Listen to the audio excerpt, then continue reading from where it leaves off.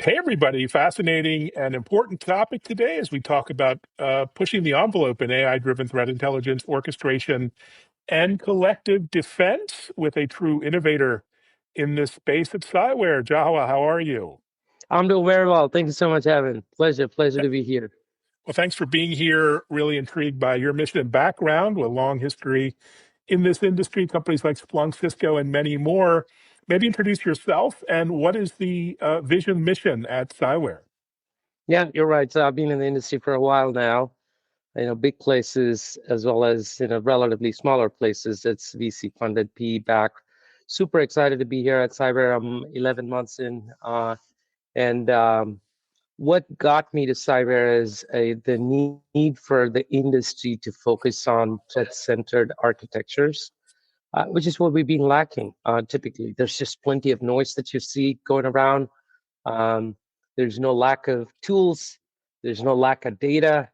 But then when it comes to, hey, let's focus on high fidelity, high priority actions that I need to be taking as a CISO, we definitely were behind as an industry. So that's what Cyware does. We were founded in 2018 as a company, and we're a leader in cyber threat intelligence. We started as a threat intelligence platform player, if you will, back 5-6 years back. But where we've evolved as a true leader in broad cyber threat intelligence, but not just cyber threat intelligence. What we've been doing in the past few quarters now, which I would love to double click as we go through the conversation, is adding what we have seen as adjacent areas like exposure management, like some of the DRP, digital risk protection functionalities. They're all coming into the CTI world, the cyber threat intelligence world, and we're actually leading the industry with that. So just a couple of weeks back, Gartner came up with a paper that's unified cyber risk intelligence. And we were super excited, high-fiving that it exactly validates our strategy, our product approach, the things that we've been innovating in the last year and a half. Brilliant. And you're leaning heavily and early into agentic AI for threat intelligence and response. Maybe talk about the spark behind that. Yeah, of course. There's a lot of AI washing that's going on in the industry. So for us, the focus was we did not want to go out and build another LLM wrapper that would do one or a few things. We wanted to take a holistic approach. So our quarterback AI fabric is focused on having that holistic agentic AI approach. We did launch an MCP server a couple of months back, right at Black Hat. But what we are seeing is we're leaning in, we're leading the space as it relates to threat intelligence, but also broader SOC and SOC transformation, autonomous SOC, if you will. And again, going back to our roots, our strengths, which is threat intelligence. So there are plenty of players that are doing SOC automation, autonomous SOC. And again, why Cyber? Why the leadership? Why Cyber is the right leader for us for the industry to lean on as it relates to agentic AI capabilities for broader SOC and security operations clearly goes back to our strengths in threat intelligence. Interesting. So what's a common blind spot that you see typically in enterprises when it comes to acting on threat intelligence versus just, collecting it? Yeah, so there are two ways to look at it. One is enterprises, another one is just threat sharing, but they're all coming together. Let me hit the enterprise side first. The common blind spots that we see is still a lot of enterprises are chasing the noise, if I can put it that way. Large enterprises, Fortune 1000, Fortune 2000, almost all of them, they have a mature SIEM technology. Maybe they had a first-gen SOAR that they're moving towards an AI-driven SOAR. But clearly where they lack is, yes, they're doing log management. Yes, they're doing event prioritization. Yes, they are responding to events, but still the alert fatigue is there because they're not looking at the right events to prioritize, which again goes back to, do you have relevant threat information coming in? Is it standards-based? Are you leveraging STIX for standards-based threat analysis? Do you have those threat information, that the threat information coming from the right sources? It could be open source, it could be commercially available feeds. Are you processing them, enriching them the right way? A lot of times what we see is, customers, even in the Fortune 500, when we go talk to them for the first time, they have indicators of compromise, IOCs coming in, but they don't do the right level of enrichment of those IOCs to then take an informed decision about what do you do with that threat, right? So there are these gaps that you see across all of the stages, if you will, from threat information collecting to parsing to enrichment to there's a little bit of collaboration, and then of course the prioritization and eventually the actioning part. So we do see gaps across the board, but if I can summarize it, uh, it's really, people are still getting drowned in the noise, and alert fatigue is real. And when we look at those enterprises that are looking into the future, that see, hey, I need to take a more threat-centered approach, and that's how I can scale with limited budget, skill set gaps that continue to persist. Those are the enterprises that at least definitely in the last 2-3 years, they've taken that step to move towards that threat-centered approach. Interesting. So attackers are evolving with Gen AI, to say the least. It's a revolution in terms of the tools they have available. What kind of attacks or tactics or techniques are you watching now that maybe a lot of defenders aren't? Yeah, AI is definitely, it's still early days, how attackers are using AI itself as a tool.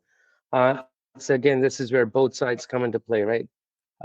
AI for security and then security for AI. So we're clearly seeing the adoption of AI as it increases. It is opening up new threat vectors. The attack surface itself is changing. It's getting bigger, and attackers are starting to use that as a way to get into the enterprise or a government organization. We're starting to see that. But what's also equally important is how some of these organizations are leveraging AI for getting their security posture to a better place. And this is where we're super excited with what we are doing with the agentic AI capabilities, especially around automating some of the tasks that, again, security automation is not anything new. We've had, Perl scripts, Python scripts, we've been doing it for 25, 30 years now in the industry. But this is not about just automating the processes. This is about bringing it all together, take an integrated approach as it relates to driving better security principles as an outcome, right? Which is kind of where we are lacking. And if you look at the advanced threats that are coming in, that approach is absolutely critical. Absolutely. And threat sharing is critical as well, but there's trust is often missing there. It can be very fragile. How do you balance openness and insecurity with intelligence collaboration? What's your philosophy there? Great question, right? So far we've talked about threat intelligence management, Hmm. which is all about, getting threat information, enriching that information, acting on them. Then there's this other thing, which is all about, hey, how do you share that threat information? Because at the end of the day, it's almost like the adversaries in some ways are better at sharing information in dark web, deep web. And in some of the sectors, when you look at it, we as an industry, we have to step up when it comes to bidirectional threat sharing. So that is something that we are super proud of as a company.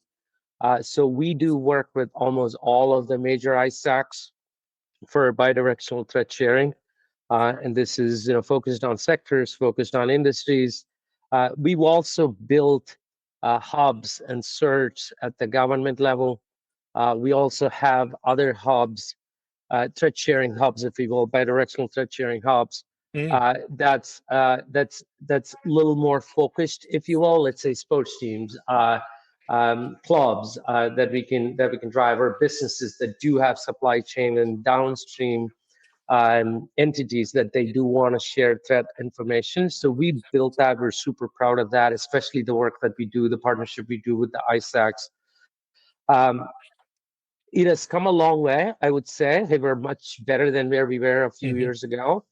but still needs a lot of work as it relates to sharing that threat intelligence at the right level, but also helping some of those downstream organizations. Again, I go back to downstream because they might not have, not, let alone a CTI, cyber threat intelligence analyst.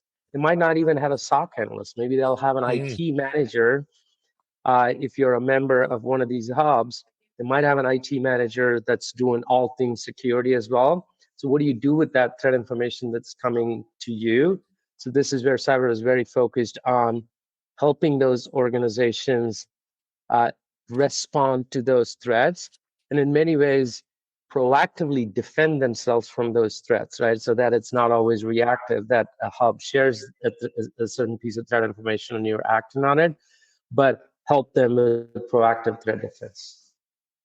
Fantastic.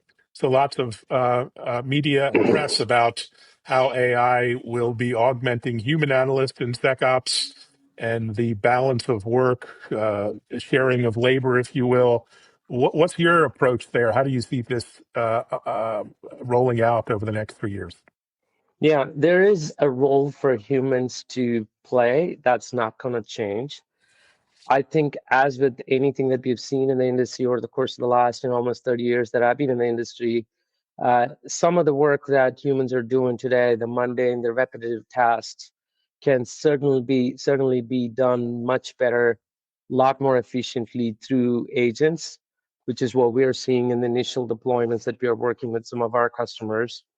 And what that means is humans do scale up to higher valued tasks. It could be a tier one triage, tier one actioning is done by agents.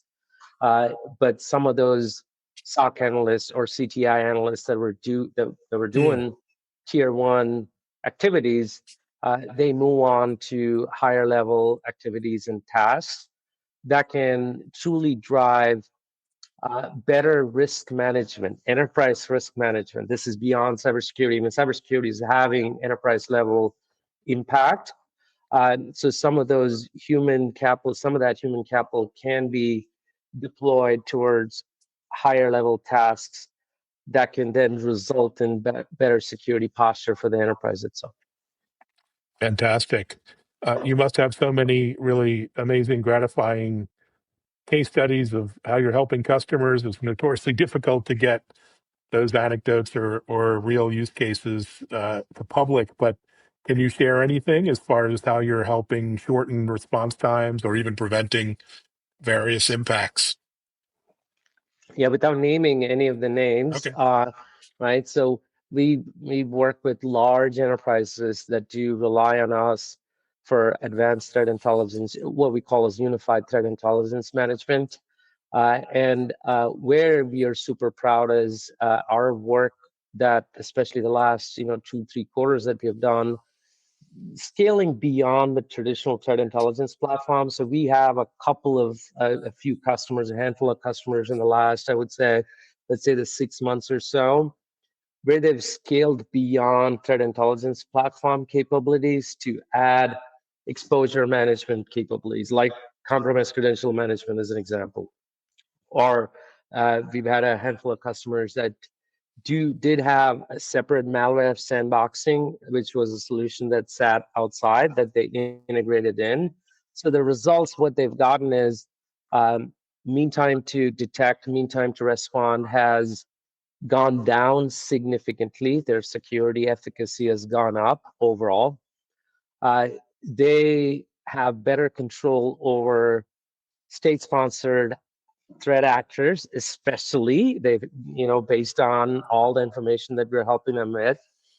Uh, these customers that we work with over the course of the last several years, what they've also consistently said, especially at the top end of the enterprise, is, I know who my adversaries are. I know their techniques, their tactics, their procedures now much better than before. I had Cyware. And I'm able to respond to those threats, number one. But number two, I'm also able to continuously learn and get that intelligence because the adversaries are changing. It could be commercial actors, it could be state-sponsored actors.